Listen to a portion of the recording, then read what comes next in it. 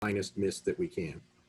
So we're getting pretty good saturation, but it's a fine mist and it doesn't do any damage. Now, on the other hand, we recently switched everything over to our Pathosans system.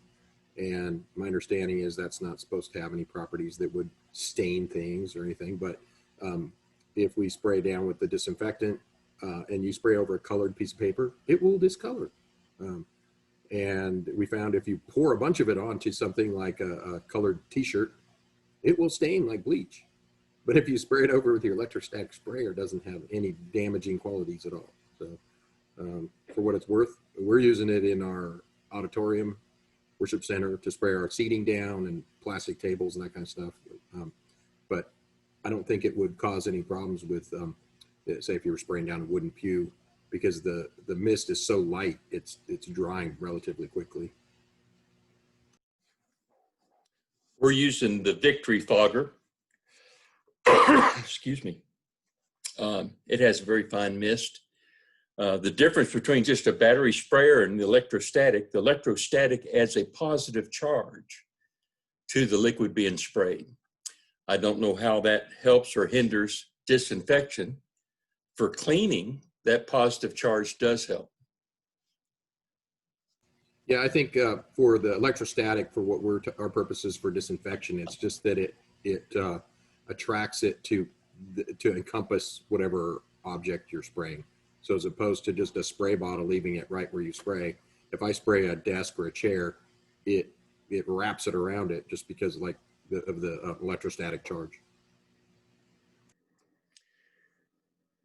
A related question to this, how long after sanitizing an area can it be reused? What method was taken, sprayer, fogger, or spray bottle with microfiber? Is anyone sanitizing outdoor play equipment?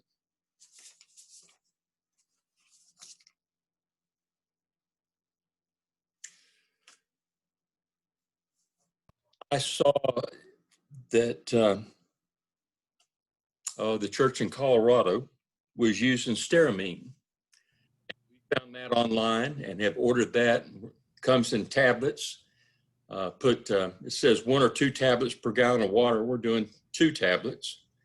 And on the label, it says it has a 60-second kill, which is a lot better than your standard 10-minute of most disinfectants. We are doing playground equipment. And the fogger is just so much faster, especially in the preschool area where there's a lot of toys. It gets down in all those crevices and does a very thorough job. Anybody else? We've got a school here and we're using BioEsk chemical and it's working really well. We do all our playground equipment once a day. We got 3 big sets of playground equipment. And we just take the foggers out there and hose them all down once a day. Just FYI for everybody, I know most of you have Sherwin-Williams store in your town. We bought 3 battery foggers. They're battery powered paint sprayers to be able to spray chemicals like that. And so we bought 3 of them. They're kind of pricey, but you can do a really small amount. That's what you want to do, and that's what works well on playground equipment. So check with your Sherwin-Williams rep and see if the Graco sprayers would work for you if you're having a hard time finding one, which I know the Victory sprayers are kind of hard to find right now. Victory sprayers have gotten really expensive too, Lee. First one I got was like $500 and the next one was $1,200. And we have 3 of them now. We do not spray our playground equipment at the time, but we spray recess, like balls and things. So every class in our school has to have separate play equipment, and they keep them in a mesh bag, and we spray that down daily, and we spray PE equipment, that kind of thing. But our take was that the CDC said that it's very unlikely that anybody's going to get anything from the playground. Our local health department says that, oh no, you need to clean it regularly with soap and water solution. So if that's happening, it's happening because our preschool staff are spraying it down with a soapy water solution. That doesn't make any sense to me at all, because we could totally spray it with the pathicide, but our state early learning department has not authorized its use in our preschool yet, so we're holding off. Anybody else? Yeah, I was wondering, the gentleman that was just speaking about spraying the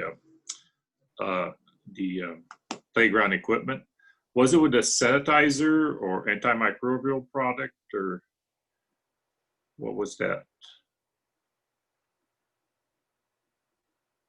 Ours was with the BioS chemical that we buy from our janitorial company. It's a sanitizing. It's not a cleaner. It's strictly sanitizing. It's a lousy cleaner, as a matter of fact, but it kills germs. Okay, so I just want to share what I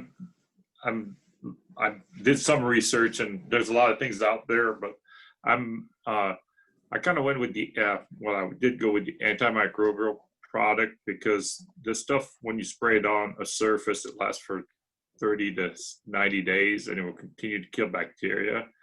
Mm-hmm. And I like that because I don't have to spray it every day. And so our goal is, once we were open regularly, we're going to spray once every 2 weeks, just to go above and beyond. But we're still going to do sanitizing, but for the chairs and door handle, we're going to spray the antimicrobial product on those with the electrostatic sprayer that we got. So, yeah. Anybody else using that type of system?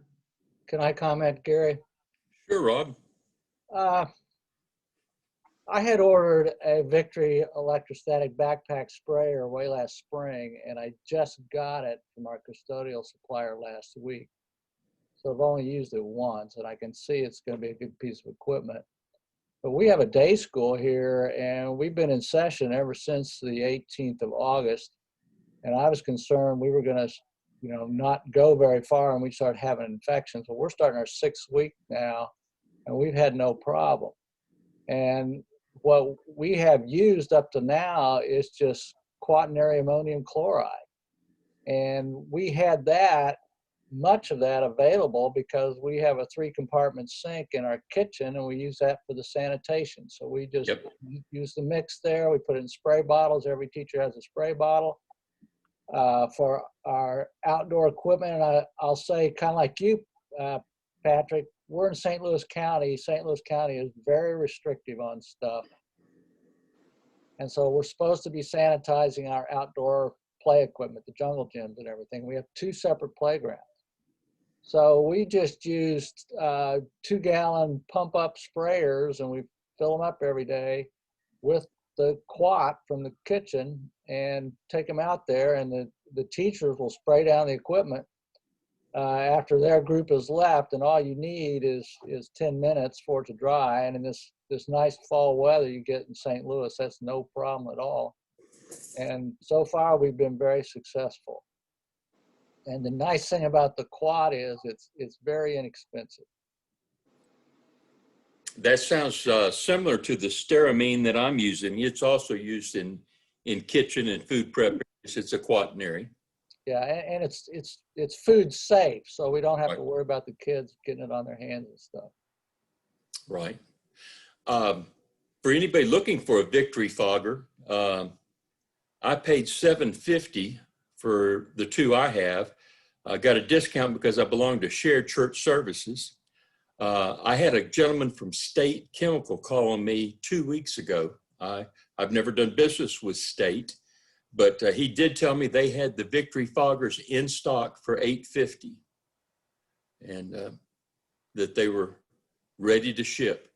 Hey, Gary, I saw on the NACFM Facebook group last week that one of our members down in the Houston area had purchased a Ryobi electrostatic sprayer through what's the other arm of Home Depot? Home Depot Pro or HD Supply or whatever. And it's far less expensive than the Victory. Okay, good to know. I was I actually had ordered some Victory's anti-static sprayer back in March, and then the gentleman from the last meeting we had said something about he got it through Home Depot. So I called Home Depot.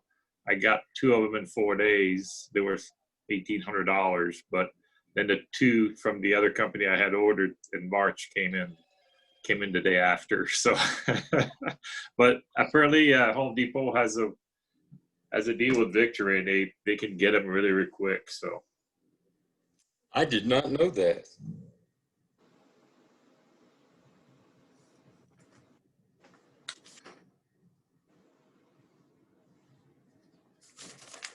Hey, Gary, I ordered 2 backpacks, Home Depot Pro, formerly Supply Works. We ordered 4 handhelds, and they came in within a couple weeks of the order, and that was 6-7 weeks ago. So I think they're pretty well stocked up now, and we're also using the BioEsk Okay. material. And we reopened yesterday to about a 20-25% return, which is kind of what we expected. Our pastor's been in contact with other local pastors, and that's about what we're seeing here in the area. So anyways, my 2 cents on that. could I have that information on that BioEsk? How do you spell that? So I'd like to look it up. BIOESQUE, and that's also purchased from Home Depot Pro. Oh, And it okay. was, I believe it was $93 for a 5-gallon pail. And I sprayed, we had about 500 chairs out yesterday in our main floor and our balcony. It took me about a little less than 10 minutes to spray them all, and I probably used maybe a pint or 2. And we have it on the very finest setting of the 3 that the Victory has. Nice, thank you.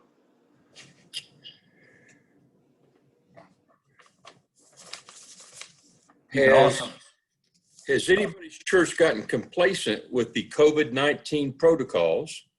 Are you getting resistance from staff and congregation about bypassing the protocols? Gary, like I said, we opened yesterday, and we were expecting, some pushback. And I guess the other pastors that our pastors in touch with said, you'll have 1 or 2 that'll come in with a, some kind of mass that's political or whatever. And very smooth yesterday, no problems whatsoever. So it went very, very well with us. We've been having worship services for a month and a half, 2 months, and it's steadily picking up as far as attendance. Still have a big online presence. We started Sunday school 3 weeks ago, and it's going well. Since all this began, we've had, that we know of, 2 people attend a service that were COVID positive in all this time. Show of hands, anybody not open for services yet? Okay. Yeah, I would love to hear, Gary. I think it was Rob, you were saying you have a school and that you've been open for 6 weeks. Our academy opened right after Labor Day, so we've just finished our second full week of school, and we're doing the full rounds. And we set up a schedule where we're constantly going through and like 2 times within the school day cleaning all the restrooms. There's like 26 restrooms, but we're not doing a full clean. We're walking in and we're spraying all the stuff down with sanitizer. Where everybody's eating in their classroom. We're keeping everybody as a pod so that the kids don't interact with kids in other classes. They go to recess on their own. They have their own bags of recess toys. We're trying to keep them as separated as we can. Everybody's in masks. We're probably one of the states with the most draconian measures for dealing with this. It's a mask mandate. We do have some additional rules that we came up with that to the type of masks. I think that gets into the minutia. I do agree, you know, we shouldn't be wearing political masks or something that's scary. I've got my awesome patriotic mask. But I have one that has me a face with a cigar hanging out of it. That's school appropriate. But it gets good comments when I shop. But so we've been a little nervous as to how this was going to work because all our public schools are closed. There isn't anybody that opened yet. And so we're taking a risk and we're trusting the Lord on this. But the other thing that we did was I converted our HVAC control system to, they've got a newer online cloud-based version that they let me convert to. And it has a pandemic response button, and it automatically adjusts all my rooftop units to a minimum of 30% fresh air. And right now with our economizer, the free cooling we get, we're usually, it could run as low as 5% with the system we have, but pushing it to 30 or 40 is going to give us a lot cleaner air in those classrooms. But it's convincing the teachers to shut their classroom door and understand that it's a closed system. They feel better because they see in the news that you're supposed to open your windows and your doors, and they're defeating the purpose of all the changes we made in our system in order to keep the air clean. And that to me is far more important than how much we spray or touch points, because 30 seconds after we spray something down, somebody touches it and it's no longer clean. So the air, I think, is way more important for this situation. So what have you done in your school, and what has other people done as far as dealing with that air quality? Well, they had organized the school much like you described, Pat. They're divided up into what they're calling cohorts, so they're not crossing at all. They're keeping the grades separate. They're eating in their classrooms. We've assigned certain classes to certain restrooms, so there's no crossing there. They have, we've designated 3 entrances and exits just for the school. So like 5th and 6th grade has their own entrance and exits. That's how they come in the morning. That's how they leave in the afternoon. That's how they go to recess. Lots of time outside. I've had our HVAC contractor out, and we have set everything to max fresh air. We can't, our system's probably not as modern as yours. We have a building's been built in 6 phases. So we go from everywhere over 50 years old to around 20 years old. So our systems are very different. But I've gone to as much fresh air as possible, and they get the kids outside as much as possible. And we actually have a shelter built out in the back, which was always called an outdoor classroom, and they're using that a lot.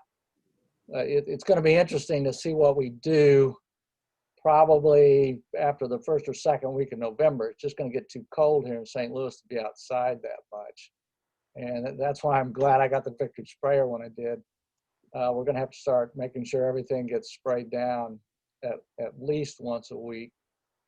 And we also have plexiglass shields around every student's desk. They're wearing masks. You know, we're just trying to do everything we can. Our day porters go around sanitizing all the time. And frankly, they've added more days off to the school schedule because of all this. The teachers and parents and staff and everybody's just getting worn out and just need a little more break time. Here in the St. Louis area, all the public schools are still closed. They're all online. I am fortunate, I think, in many ways, being in St. Louis because it's such a large Catholic community. There's a very large parochial school system here, and there are some Christian schools. So most of those are in session. So we don't seem like an oddity. There's probably about 1/3 of the students in St. Louis that actually are attending school.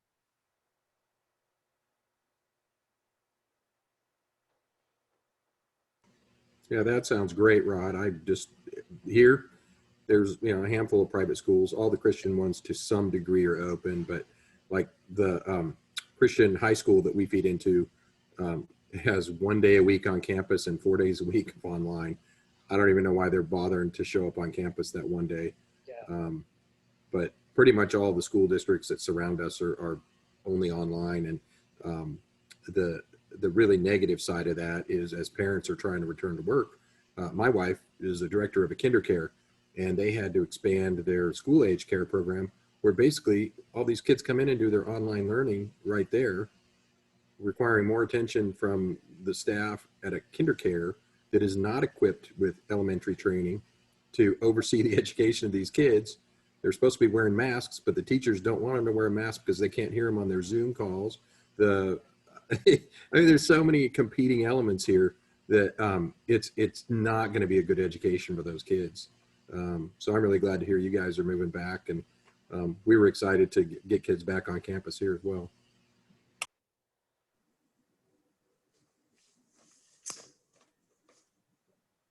The next question moves on to air quality. As the air quality becomes more of an issue than surfaces, particularly as we close doors, windows, and need to heat rooms for the winter, what things are being done to ensure air quality, and how can that quality be measured? Who's adding bipolar, ionization, or UV treated filters to the HVAC? Are you limiting the length of time and spaces, or further reducing the number of people in the space? Have you made a policy to let the space air out before entering to clean, or allow another group in the same space? If so, what length of time? It's a long question.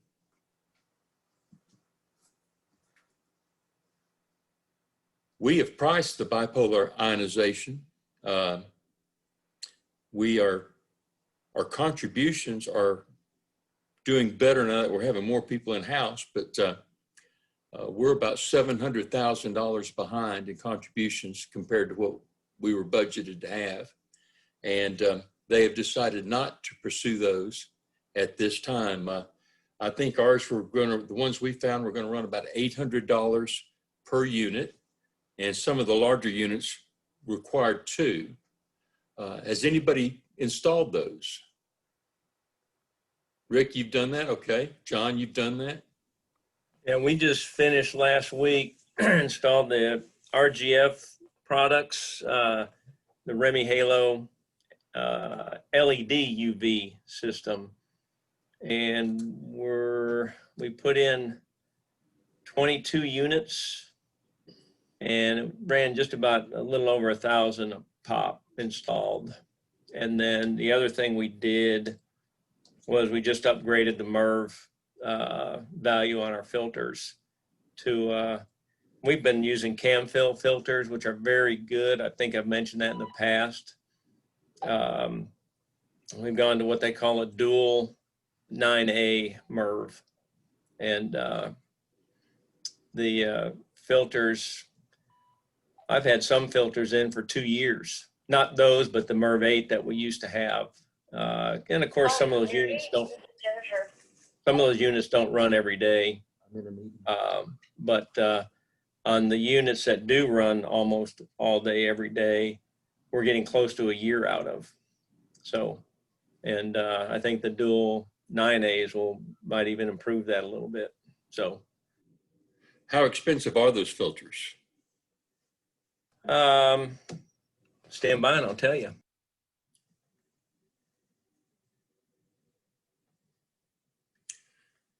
While he's looking that up, what is the oldest HVAC unit you have in operation now? Does anybody have any really old ones left? Hal's raising his hand. Keith's raising his head. It looks like a lot of people still have. So I have a unit that does an entire wing that was installed in 1967. It probably is not very efficient, but it spits snowballs. And TVA only wants to give me $400 as an incentive to replace it with something more efficient. And I have a lot more trouble out of my newer units than I do out of this unit. So it's going to take a lot more than that to get me to switch. Go ahead, Rick. All right, Gary, the 24 by 24 by 2, which is probably the most common filter we have, $15.50 a pop. Okay. Thank you. Anybody else using the MERV filters? Okay. So I think that the original question, Gary, was not so much about COVID. I don't remember who asked it, but I believe they're in Oregon. I think it had to do more with wildfires and smoke, which we dealt with that for a week and a half here. It looked like constant fog, that it smelled like forest fire. And there wasn't anything we could do to keep it from smelling like smoke in our buildings because, of course, we just increased our outside airflow to solve the COVID issue. So fortunately, the rains have come back and that seems to have cleared out most of that nasty air. But unfortunately, that doesn't happen very often either.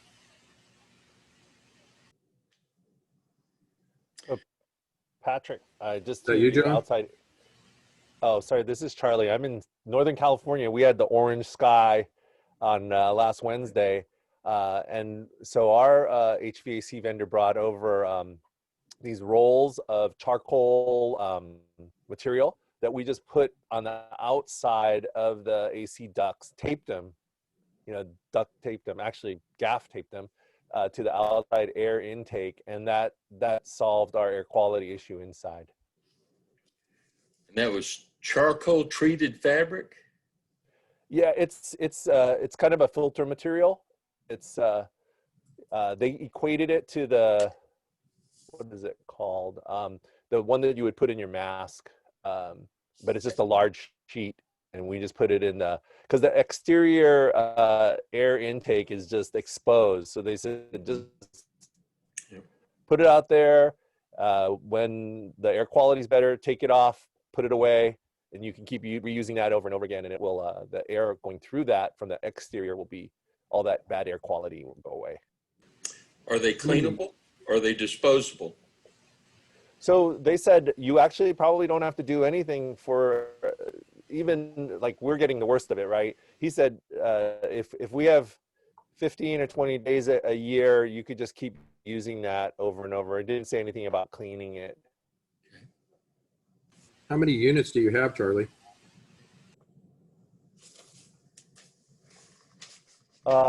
We only put it on 4 units because we're just using one part. We've turned it into a studio.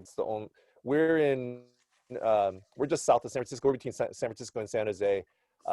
California has this purple color system. Sorry, purple is the most restrictive, and we're in the most restrictive. So we can't even go in to do office work, or we just film as they consider that essential work, filming. So we're just limiting all of our access to this one, to our auditorium and a few offices that are off the auditorium. So it's 4 units. Patrick, in response to your question, that the original question was actually mine in Minnesota. So it had to do more with COVID. And as we start shutting all of our windows and heating everything, it was more the air quality of COVID coming through, and how the surface contact and all the spraying that we're doing is good, but it's not nearly as important as the air quality is. And so it's how to maintain that air quality when everything is closed up, how to get that. Actually, I think getting the fresh air in through the HVAC is probably easier in the winter than the summer for us because of the humidity. So we don't have to worry about bringing in fresh air with humidity all the time. But some of our hotels and others around here have a policy of, for instance, renting a hotel room and then leaving it for 24 hours before they go in to clean that room, before they rent it again, giving it time for the air to totally exchange and how they can deal with that before they let a new client in. So that's the same type of thing with our classrooms. And what I'm doing right now is leaving. Optimally, we want a day in between each use, but if we have to do sooner, we're leaving 2 hours. That gives a chance for the system in that room to do a full turnover before we enter it and reset it for the next group. So it was really the air quality that you're breathing, and that was what brought us to put in the air scrubbers into our systems. We haven't been able to do that through the whole church, but we've done it in our primary area, particularly offices, to keep our staff safer. And when you use the word air scrubber, are you talking about the bipolar ionization, or exactly what are you talking about? Yeah, there's several types. We use the bipolar. Excuse me. That seemed to be the most cost-effective and easiest to install for us. Okay. It ran about $800 a unit. Yep, that's close to what we had.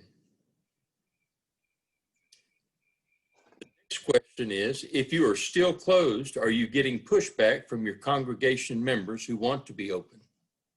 I see Charlie nodding his head. I see Elson nodding his. Second part of that is, if you're holding outdoor worship, are you registering attendance? Show of hands, who's registering attendance still now? Okay. We have discontinued that. Does anybody police the social distancing in your church? We have signs up. I don't think anybody is tapping you on the shoulder and saying, hey, you need to move back. Do you have mask police or social distancing police in the church? Yes. Who said yes? Elson. We do, particularly when we have funeral services. We have a limit of 50 people in the building. And of course, before the actual funeral starts, there's normally a quiet hour that people come in and they just come in and view and leave. But once the service starts, we are limited to 50 people in the building. That includes people that may be running audio and sound, as well as the family. So they're well aware of the number of people that are allowed in the building. But we have had a couple of times where we had too many people that we had to ask people to actually vacate the building, and that caused a little bit of a problem. But we do have some folk that helped us with that at the time. So we have had some issues with that. Okay. Who still has a limit, like a 50 people or a percentage? What are y'all running into in your areas? Keith, are y'all a set number or a percentage? We have a percentage.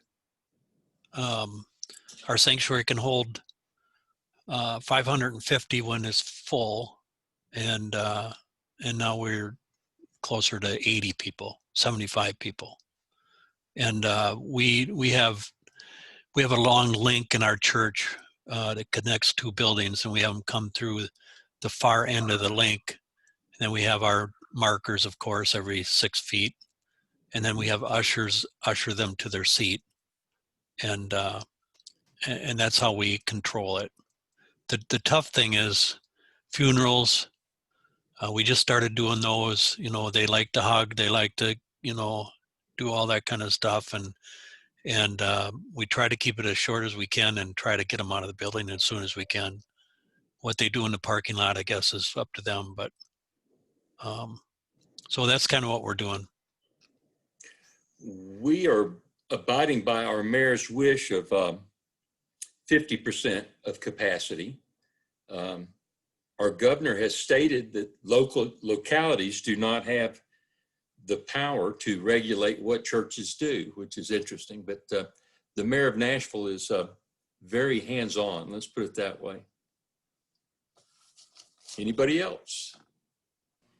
Yeah, right now, Gary, we're at, you can do 25% of your occupancy or 200 people, whichever's less. And we've been open.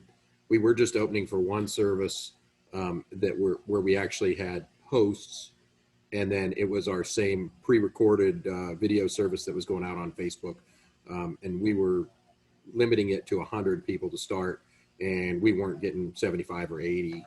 And then not this week, but a week ago, we opened it for 2 services, and we thought, well, let's just see where it goes. And yesterday, late service, there was 160 people there. I don't remember how many at early service. So people are starting to get more comfortable coming out.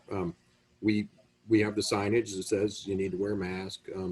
We obviously encourage social distancing. Our worship center seating is chairs that link together. So we set up the number of chairs we anticipate from the pre-registration, and we set them up in groups of 1, 2, 3, whatever. They link, so you can come in, you can move them, but we set them up with some separation. We know that there's some families that come in, and we'll set up a round table and they sit around that. But we're not policing people if they're hugging or any of that. At some point, we're trying to really show some grace here. We know we're all struggling with this, the constant, the change is everything. It's driving people crazy. So we're trying not to be in your face about it. We do provide masks for people if they show up without them, but we're social beings, and that's how God created us. And I'm glad that we're not taking the hard line on that.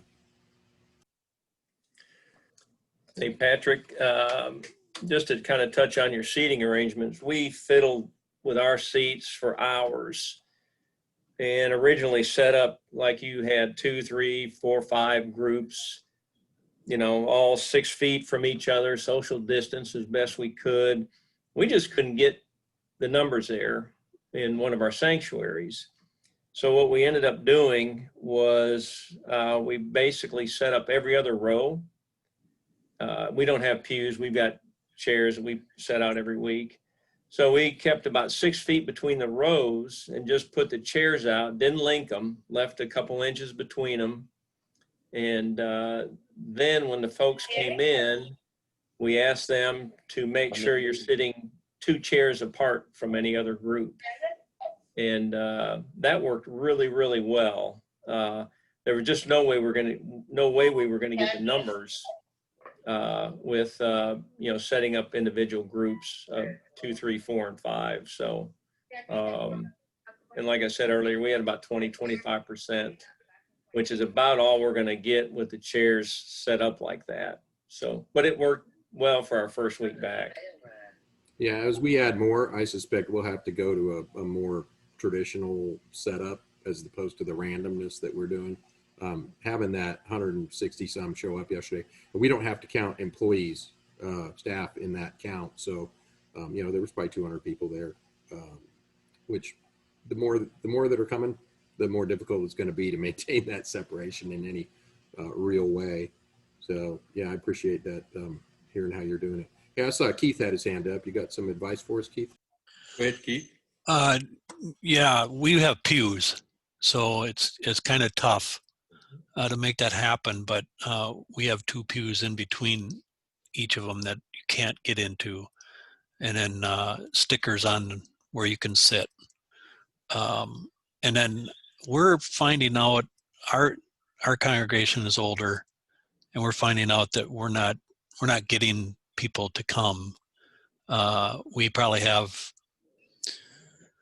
60 to 70 people on a Sunday, and then the staff. We have overflow room, but that hasn't been needed so far. So we're finding that people are a little worried to come out anyway, our congregation. Is other people seeing that too? Chris? I have a very different example. Joe, I'd rather he go if he had some examples there, Joe. Well, we've been open since June, and summer was light. We have a 950 seat worship center with stackable chairs, and we spaced them out, in groups, 1s, 2s, 3s, 4s, 5s, 6s, 7s, and spaced them all 6 feet apart. We have a capacity by doing that of maybe 250. The summer was a little light, but we're starting to see, and we have our student center, which was our old worship center, spaced out as well, and haven't used it. This was the first weekend that we had people using the overflow. It was only 8 people, but we just brought children back. We have our tent venue, which has been light as well, but people are going out there. You don't have to wear a mask out there. But I'm starting to see a trend with, we have some older people that are coming, and 200 to 300 people. We're starting to see a gradual increase in people coming back. Things have been pretty quiet in our area. Cases have been down, so schools aren't open. They're just starting to open October 1st, at least the ones right near us. There's some that are doing a hybrid version. So we're starting to see a trend where more people are coming out. It's slow, but it's starting.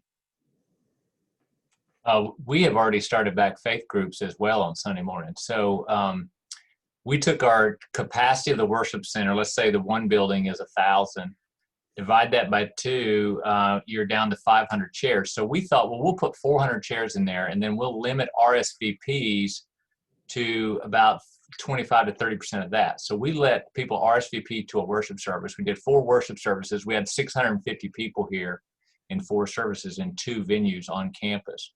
And then we had 11 faith groups meeting. We decided faith groups would go only 2 different hours of those 4 hours that are occurring. We limit the worship service to less than an hour. We do try to send as many people out one side of the building and enter an RSVP and check in via RSVP for contact tracing. But the model is to let people be adults and not to do any policing. And what we did for those who were worried is we offered one worship service where you must wear a mask. And if you want to wear a mask, come to that one, and everyone will wear a mask. And we've required that service wear a mask, so that the policing is just in the nature of that venue. And then we definitely make sure that group all leaves out one door and comes in one, a little more stringent on that one worship, and then not be bullies to everyone else. We started to have a separate service for people that wanted to be around other people that were masked, and then the other one for the people that didn't want to wear a mask. Our members didn't want to be separated. They wanted to be together. So we have a sanctuary with pews that we have our traditional service in, and we have every other pew marked off, and then we use the little dots that are designating where you can sit. We depend on the ushers to space people out. In our contemporary service, we have large stackable chairs, and we took one row out in there, and then depend on the ushers again to seat a group, and then go down 6 feet, seat another group. Our chairs are 2 feet wide, so it makes it easy to kind of figure how far apart the groups of people are. Hey guys, real quick. Here in Statesboro, Georgia, we were deemed last week or week before last as the 6th most hot spot in the nation. We're at Georgia Southern College here, and we've started back up. But we came back to worship in July, and I've had very little input in what we're doing. We're not social distancing. We have the worship center social distance, but not many people want to do that. We've begun Sunday schools. We've got 3 different hours now that you can come and worship: 8, 9:30, and 11. And we are basically rolling pretty strong. Our youth have been meeting every Wednesday night, trying to keep everybody social distance, but you can't do it. And we've had less than 0.04% test positive. They're testing steady in Statesboro, but less than 0.04% of 75,000 people, about 20,000 at the college. But we actually started prayer groups last night, and you know, there is some social distancing going on, but guys, we have not gone to the lengths that most of y'all have. I've got a fogger. We were wiping down pews and all that, but then once they started stacking folks on top of each other, it made it so we couldn't do it, you know. And I told my administrative folks and the supervisory staff, I couldn't do it, you know. There's no way for me to clean in between services. So basically what we're doing bathrooms, and we're kind of eye candy, to be honest with you. Y'all know I'm eye candy anyway, but all y'all should be laughing.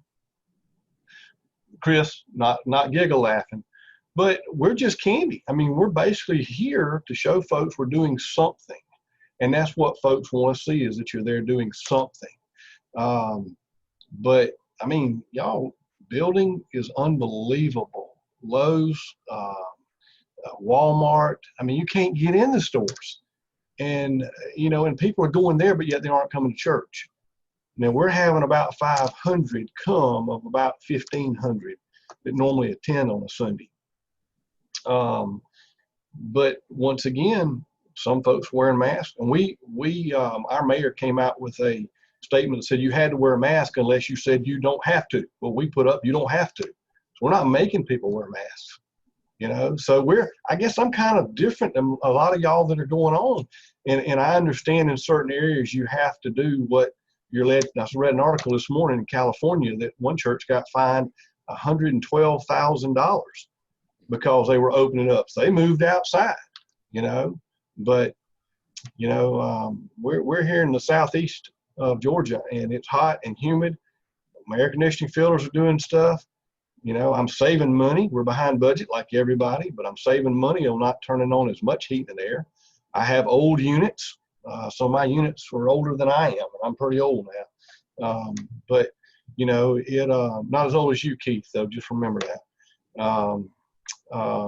But, you know, some of it is, I think we're trying not to overreact. And that's one of the things that our leadership has said. We're not overreacting, but we're only opening up these many rooms. And y'all, we're opening up 6 rooms, and we're having Sunday school at 8, 9:30, and 11.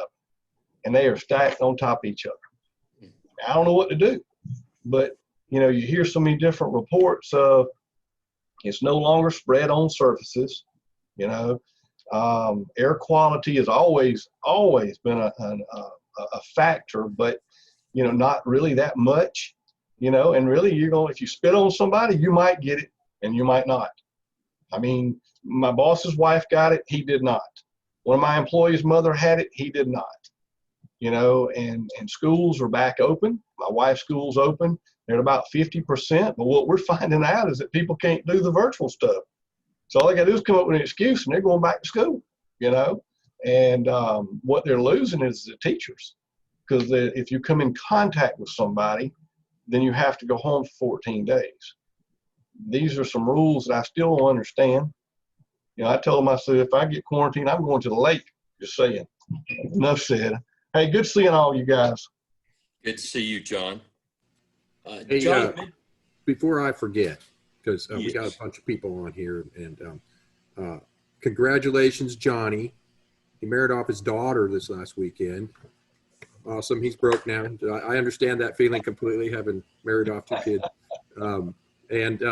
And for those of you who don't know, congratulations to Mr. Robinson on his engagement. Boom. Boom. Thank you. Thank you very much. Thank you very much. We're just hoping by January we can, at the church that she wants to use, that we can get enough people in there. And we'll see how that works out. But thank you, Pat. Johnny touched on something that relates to another question that came in about how little input he's had. So we have someone that has posed the question, are you as an FM being included in the discussions about reopening?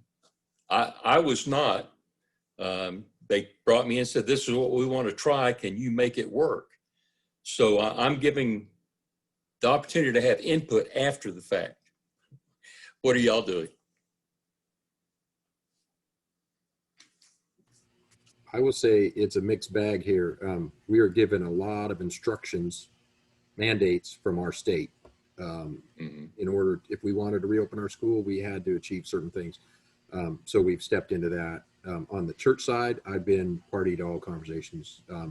We have a COVID compliance person, and you know, certain things that we have to document, and you know, we have to keep restroom cleaning and disinfection logs, and keep the logs of everybody that comes in and enters the building, and you know, temperature checking and all that stuff, just to be able to be open. But on the school side, they created what they called a medical advisory board, and there aren't any medical people on that team. It's just other school staff, and I believe the medical person on the team is our school nurse, and they've come up with some crazy things that we're asked to supplement that I don't get. So I hear some frustration in John's voice. I share some of that. For those of you that are not technologically advanced like myself, there is a thing at the bottom that says chat and it has numbers by it. Click on that and you'll see a dialogue that's been going on. Chris is over there. Every time someone mentions something, he finds the website for it and puts it up for us. So I'm glad that he's able to multitask like that. Anybody else have any comments on their involvement in the decision making? Terry?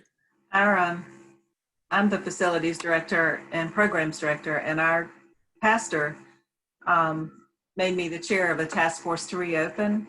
We're in North Carolina, so we're following the state's guidelines and CDC and the bishop's guidelines. We just had our first in-person yesterday, and it went really well. I'm hearing a lot of things from y'all that are answering a lot of questions that I had about what to expect as we go forward and where we are with numbers, so that's been helpful. But yeah, I've been very, very involved with it. Our preschool has pretty much done their own thing. Our children's ministry preschool director has just been all over it, and which it's been a real blessing to me because we have a lot of ministries that have started meeting back on site pretty much on a daily basis. They started before we started in-person worship services, but the preschool handling their own we do have a custodian who helps the church and the preschool, but them doing their own protocol and the teachers doing a lot of the cleaning has been a tremendous help. But yeah, I'm ready to give up this job as the chairperson of the task force. Now that imagine. While we all like to have input, I wouldn't want to be the final decision maker on a lot of these issues for a congregation of 1,500 people. Is any of your churches having people sign a COVID waiver form? Show of hands. Okay. That has not come up here. Charlie, you getting any kickback on that from members? So I want to talk about a number of things because I think last time said you guys weren't in California. Just want to give you a taste of one of the most restrictive places to be in all of this, and what our body's dealing with. So we're about 1,200, and of that 1,200, 100 people are very vocal. We need to start meeting as soon as we can. We've done some outdoor events and have been shut down because of air quality. You know, these same people who want to do it, they're also older, and they're impacted by the $100,000 is 15 miles south of me.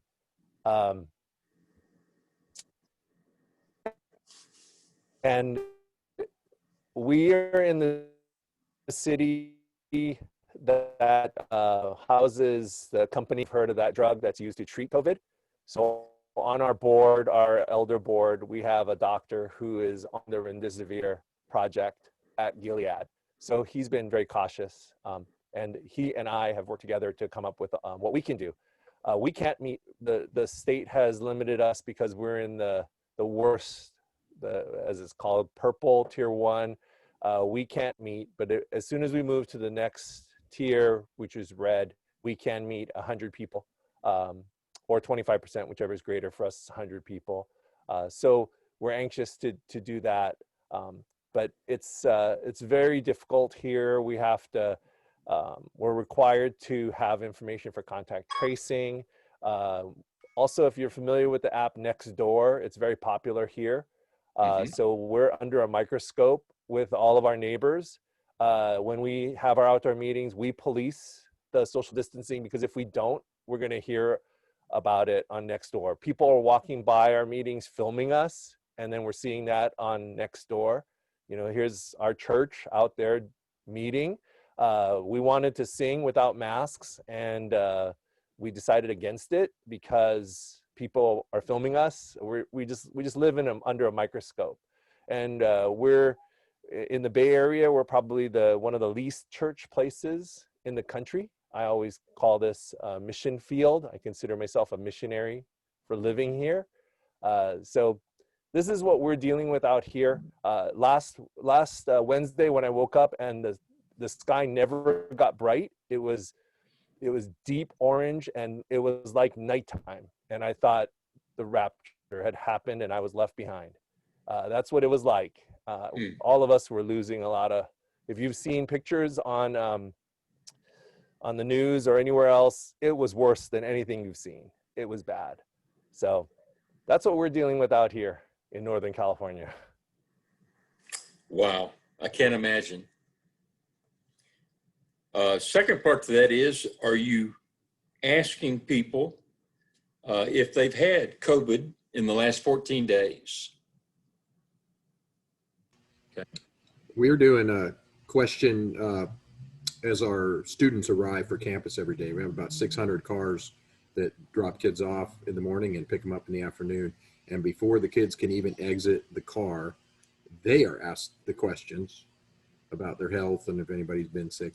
And then they all get their temperature checked. And if anybody in the car has a high temp, then they get sent to a tent that we've set up where our 2 school nurses will give them a secondary evaluation and if need, send them home. But for visitors, you just sign off, you check your temperature, say that you don't have a temperature of whatever it is, 100, and we just need to know that you were here, and we use that as a potential contact tracing if that should ever be needed. But we're not asking everybody that walks in any questions. Okay. And the last thing on that question is, how are you handling weddings and funerals? We've talked a little bit about funerals. I've had, I don't know how many of y'all, but I'm facility manager / wedding director. Probably only in the South would that happen, I guess. But we've had several weddings cancel or postpone. Some found other venues because we were going to stick to the 50% capacity. And so back to the funerals, people are going to hug at those type of events. So we are holding both. We just haven't had any weddings. I've got one next. I've got 2 before the end of the year to do. Anybody else on funerals and weddings? Okay. We had the mother of the bride tell us that if we require masks, they were not coming. I think Joe had his hand up.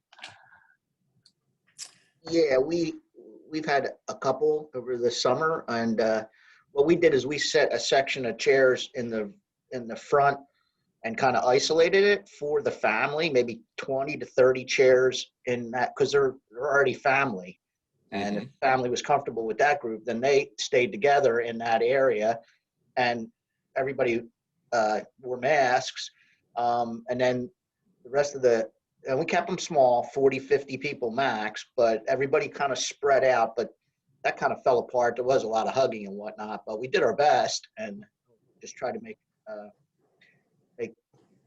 the family comfortable. And we even had an honor guard at one of the services too, and we were able to pull that off in a very safe manner, or at least doing the best we could, put it that way. Okay. We've done funerals, but no weddings. All of our weddings were canceled.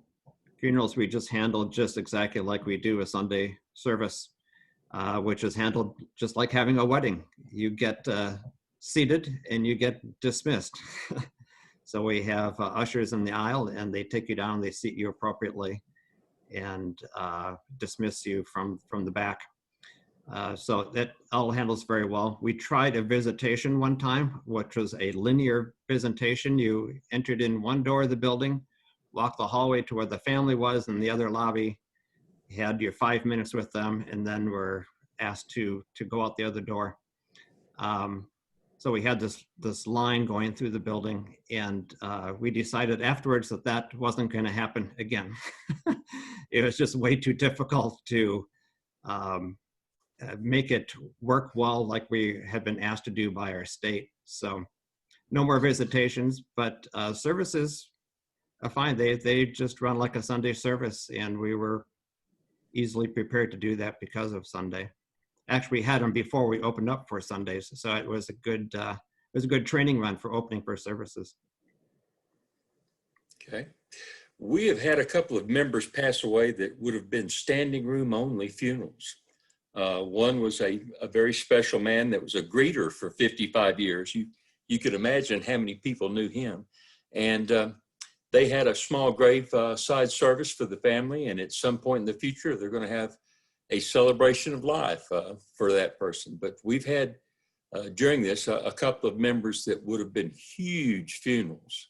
And rather than try and decide who could get in and who couldn't, they just didn't have a service at that time.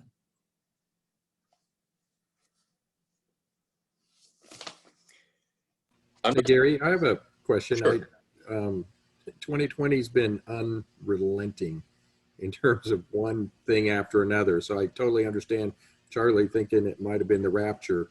We've had up in the Northwest here, the murder hornets of all things. Right. The smoke skies where I know one day Seattle's air quality was supposedly the worst on the planet, worse than anywhere in China. Unbelievable. But Calvin's been down there in Florida dealing with a hurricane. Maybe a quick update how you guys are doing down there, Calvin. That's a whole other piece that some of us never have to deal with. Yeah, we're doing pretty good. Right now we're hosting disaster relief is got their command center here in the church, and we're sleeping about 150, 200 people. We got Red Cross distributing meals out of our facility. Like Johnny O, we've got very little things that are keeping us from doing anything. We have done our church, opened up church in mid-July, and we're going to taking all the ropes off the pews and told everybody, hey, your personal responsibility has to be the case. We're not to govern you in what you feel like you need to do. Yes, we're running 50, 60% of the facility wise. But, we're hoping Hurricane Sally just blew all the COVID out of this area. Maybe that's what we're going to. But had a lot of construction, a lot of trees and stuff down. The wind wasn't as bad as other hurricanes we've had, but the flooding was really what got the most of us. And so, but lots of people, lots of hands and feet and Jesus.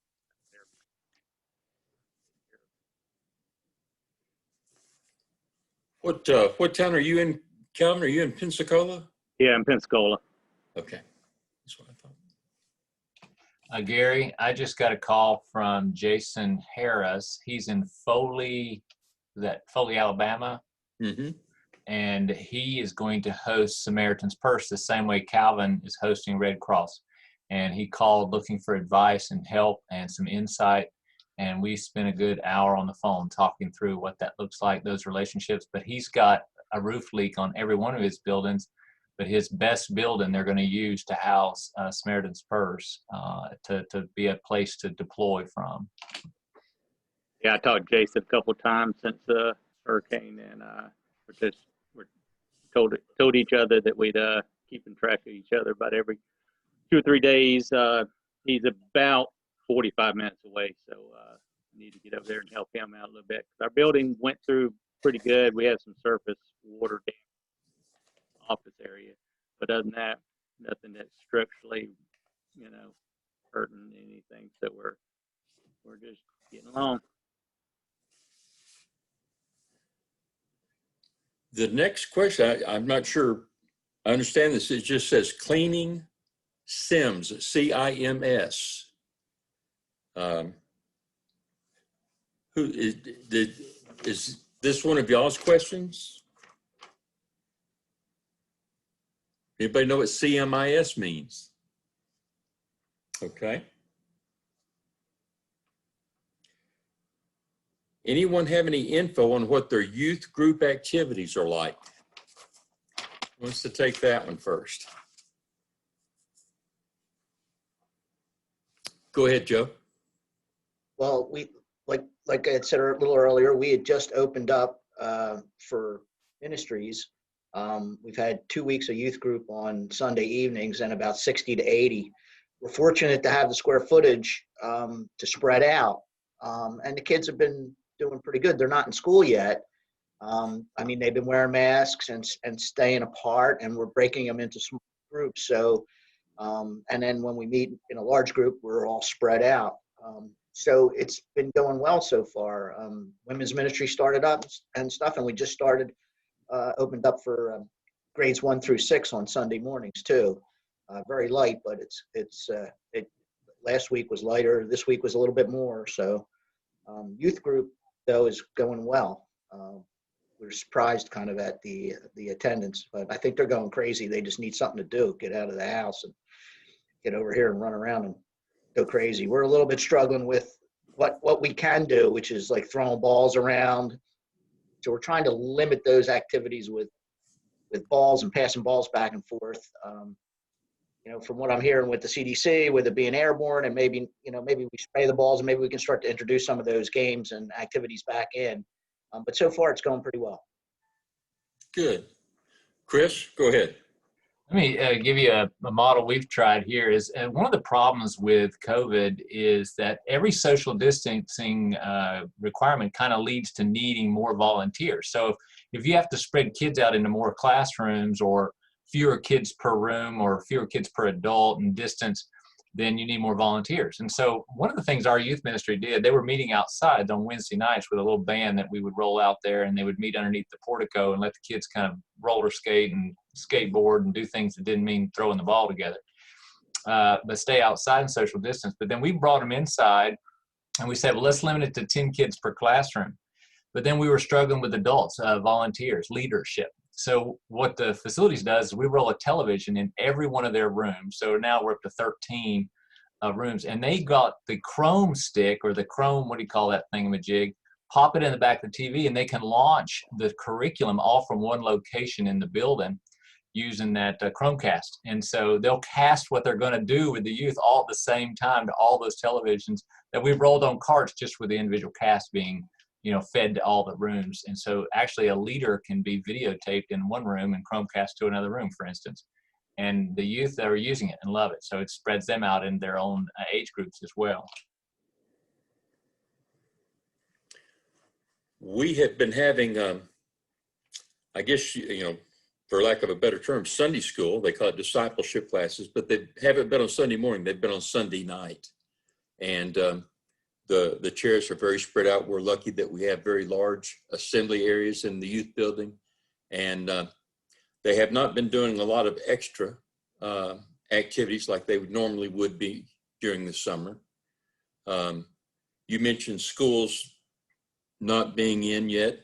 We are on a county line between 2 counties, and we draw people from a lot of areas. Some people drive quite a distance. Last time I heard, I think we had 30 different high schools represented in our youth group, just because of our location and private schools and things like that. And a lot of them are going to school and a lot of them are not.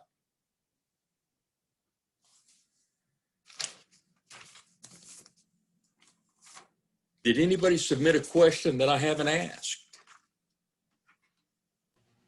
I saw one about how did Gary become the president? Yeah, how in the name of heaven did Gary Robinson become president? That was one of the questions. I have no answer for that. The answer is pretty simple. Everyone who is CCFM is eligible to be nominated, and all of us can serve the body of the NACFM as a board member. And so NACFM certification is all that's required in your time, a few other requirements, but all of us can serve the body for those couple of years. So good job, Gary. Thank you for stepping up and doing that for us. Thank you, Chris. Patrick, go ahead. Oh, that was just a thumbs up? Nah, it was me just playing with the concept. Well done, Chris. Well done.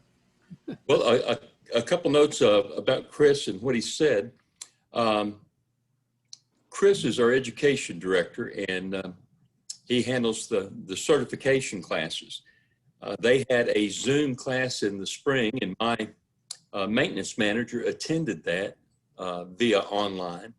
And he's got a lot of experience. He's not a young guy. I mean, well, he is young compared to me. Everybody's young compared to me, but he's not a newbie in what we do. And he found it very beneficial. And even though he wasn't in person, he got a lot out of it. He learned a lot. Of course, they would prefer to be in person. But one advantage to the Zoom is decreased costs. You're not buying airline tickets. You're not paying for a hotel.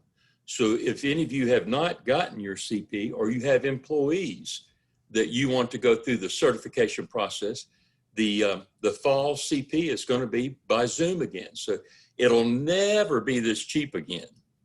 And it is good quality classes. You can see the syllabuses that Chris has set up for that if you want. But it would be a great value now. So that brings up an interesting point, Gary. I communicate with a lot of folks in our organization, and some of I wish I could communicate with all of you all the time. But occasionally, I'll get a interesting question from somebody, and I was bouncing back and forth via Facebook Messenger with one of our members in the South, who was frustrated with some of the what we talked about earlier, how involvement in COVID decisions, shall we say, and a few other things. And he admitted that his boss, I'm not sure if that's senior pastor or executive or whatever, was politically they're polar opposites, but they understand each other, I guess, shall we say. But then he messaged me and says now he wants to know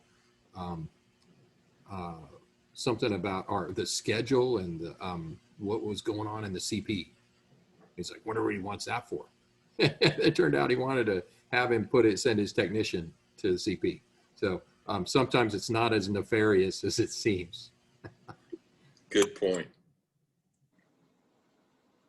Well, it's just open table now. Anybody have any comments or questions? That's something that we haven't covered. Feel free to step up. I do have one thing I want to ask. I know that's been talked about before, the bathroom stall, how they would close every other stall. And I've heard some frustration from places that have been open. Like, I don't know whether they're closing every other stall because you've got the wall, you've got the mask on. So I'm trying to figure out what we're going to do here. What are you guys doing? Are you closing every other stall? I can understand the urinals, because it's usually wide open, but the stall, I figured that I don't see a problem with leaving them all open. John, that has not even come up here. Anybody else, or is anybody taking that extra step in their bathrooms? My standard answer, John, is science. There's no real science behind a lot of this anymore. I mean, right. Are masks effective? Are masks not effective? Masks are not good at preventing you from getting COVID. Oh, they might prevent you from spreading COVID. We got a thing from the CDC that said your mask that you're wearing will not help with the smoke that's in the air from the forest fires. And yet a smoke particle is far larger than a COVID particle. So there's a lot of countering information. So I've heard the bathroom thing. I also have come to believe that the restroom is probably the least likely place you're going to pick up COVID, because you go in there and the goal is to wash your hands after you're done and leave. And so we've pretty much encouraged the use of paper towels instead of our hand dryers at this point. We go in regularly and disinfect or sanitize, depending on how long it sits there, the faucet handles and the flush valves. We don't really do a whole lot more than that. If people are more apprehensive, they can pull what we call them the butt gasket. They can put that down. They can, but it's very unlikely you're going to be passing it off in the restroom, I don't think. Okay, thank you. We have John, posted on our outside of the bathrooms an occupancy. So depending on what the size of the restroom is we've basically gone by sinks. If there's 4 sinks in the restroom, then the occupancy is 2. And we've closed every other sink. So that just controls it. We don't control, the stalls or anything like that. We just say, hey, if you happen to walk in there and occupancy says 4 people and you're the 5th person, step back out until someone comes out. Okay. Rick? John, we went back and forth on the stalls, and we're leaving them all open. The same thing on the urinals. They're open. We closed every other one, closed every other sink. We did go ahead and put the touchless flushers, the battery operated ones, as well as the touchless sinks. We did all that, or faucets. We did all of our restrooms all the way. So hope that helps. Thank you. Hey, Gary, Yes. a couple of the questions talked about, how long it would be in between uses of rooms.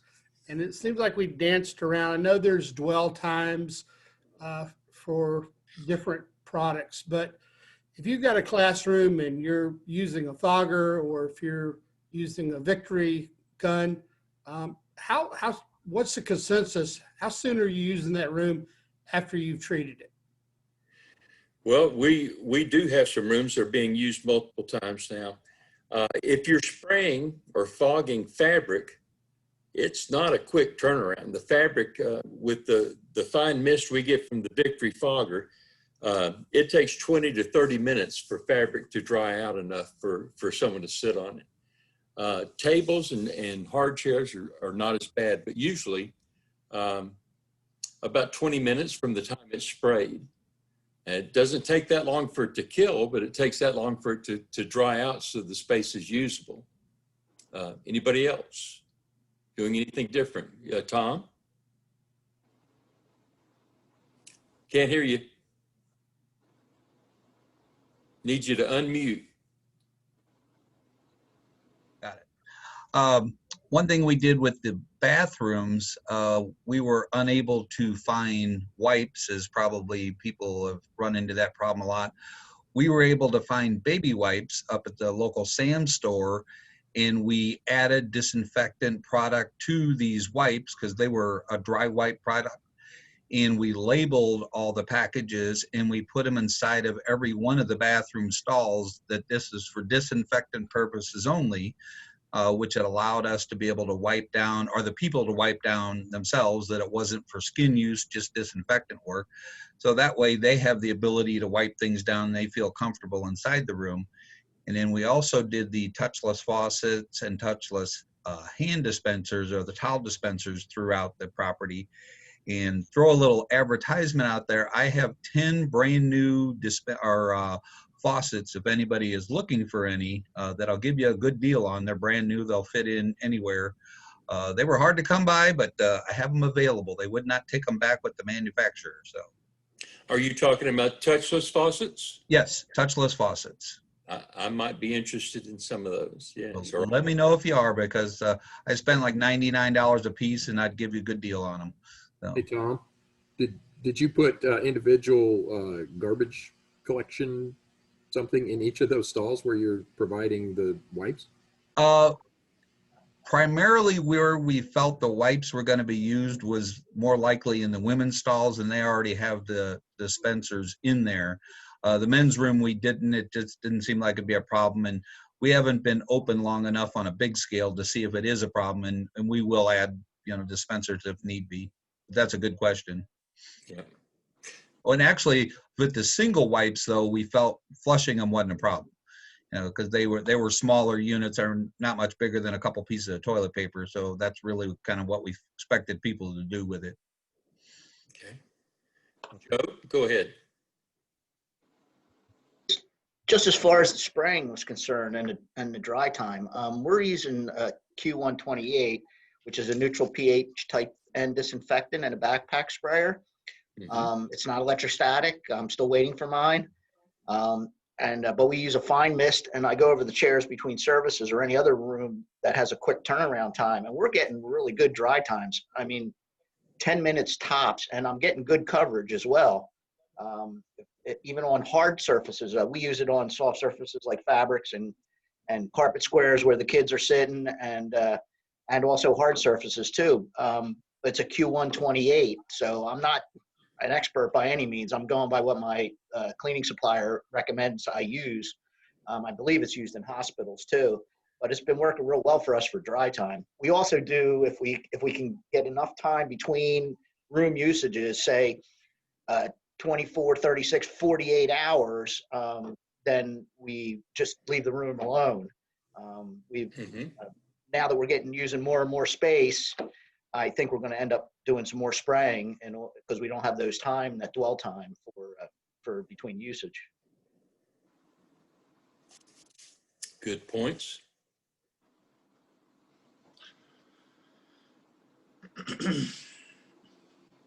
Anything else? Anybody got a topic, even if it's not related to COVID? Hey, Gary, let me add on to a couple things there in that last section. We actually physically removed all of our hand dryers out of each restroom. And we had the great idea to put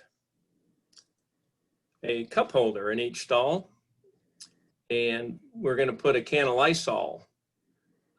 Unfortunately, the can of Lysol that we got, it wasn't Lysol, but another brand, was too heavy, and these things just started leaning over. So anybody know where I can get like a travel size can of Lysol?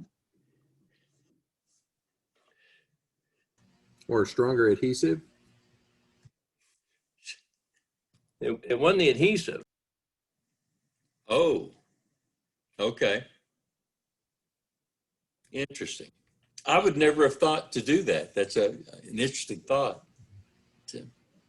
Rick, I'm envious of your budget. Well, we at the beginning of all this, I'm very blessed. I have a capital reserve budget that's quite nice, shall we say. So we took $100 grand out of it and said that's going to be our COVID sanitization and whatever else we needed. So yeah, I'm blessed, fortunate.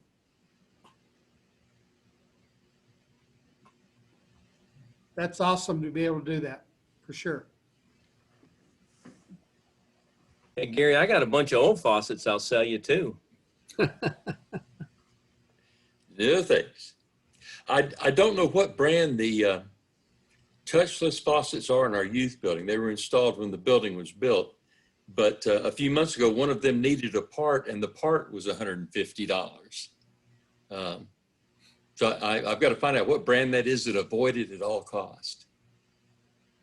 We use Sloan, and so far so good. I had one problem with one unit, and I got a replacement last week for it. Haven't put it in yet, but Sloan's been very, very good to work with. Okay.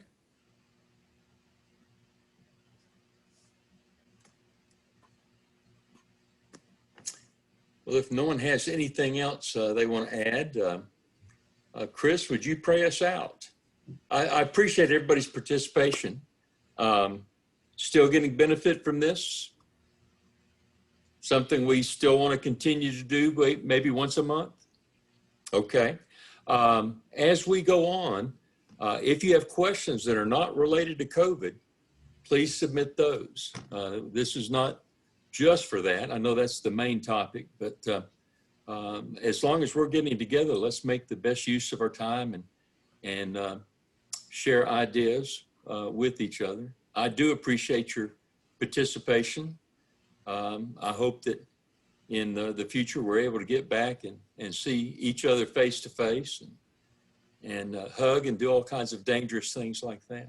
But thanks for being here. I do appreciate it. Chris?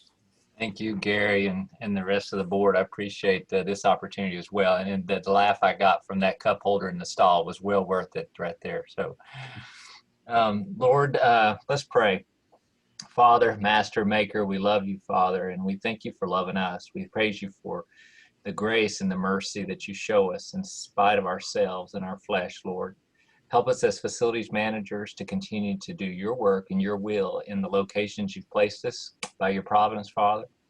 We ask that you be glorified in all that we do and say in our efforts, Father. Use our talents for your glory, Father. We thank you for this time. We ask that it not be wasted. We love you, Lord. Keep your hand upon those in the South who are experiencing those terrible storms. And Father, keep your hand on those that are in cities still struggling with riots and with the fires out in California, Father. We know people are hurting and we know that they're suffering.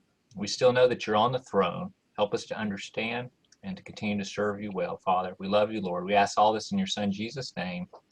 Amen. Amen. Thanks, everybody. Have a great week.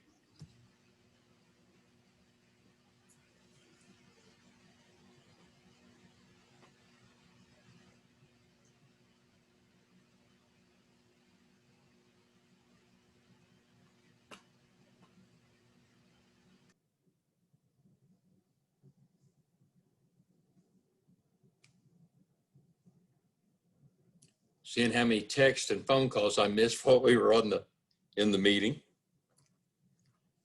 Well, they still seem to be enjoying it and getting benefits from it.